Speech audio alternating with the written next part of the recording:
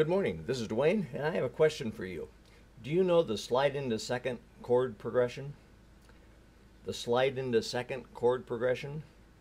I call it that because it has to do with the second chord. Anytime you have a dominant seventh chord, in other words, let's say you're in the key of C, and you're playing the G seventh chord, okay? G is the root. So anytime you have a dominant seventh chord, you can substitute the chord that's a augmented fourth below that note as a substitute for the G seventh chord, for the dominant seventh chord, okay? Because where does G seventh chord lead? It leads to C normally, doesn't it? That's a normal sounding cadence, right?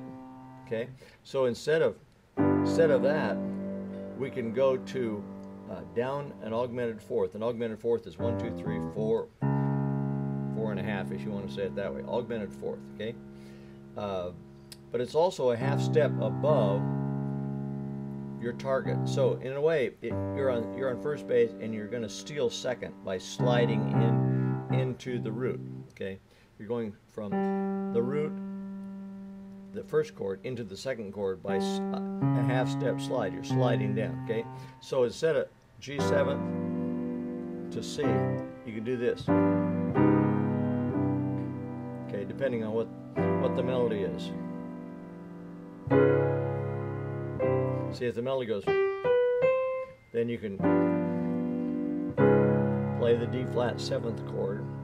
Why? Because that's an augmented fourth below the root, and it's also a half step above your target chord. That may be easier for you to think of. Whatever's a half step above second base. In other words, whatever's a half step above your second chord that you're going to. Okay, first chord, second chord. First chord, here's step, staff step, slide into that. Okay, let's do it in a different key. Let's say we're in the key of F, and the 5-7 chord in the key of F is C7. So what would the substitute be? What would the chord progression be? Well, it's a half step above our target chord, so our target chord is F, so we'd be a half step above that, so which is augmented fourth below our first chord, right? So you see, it just changes the feeling, and it gives you an option always when you're going from any kind of seventh chord, any dominant seventh chord, and having a normal resolution, but it gives you a choice.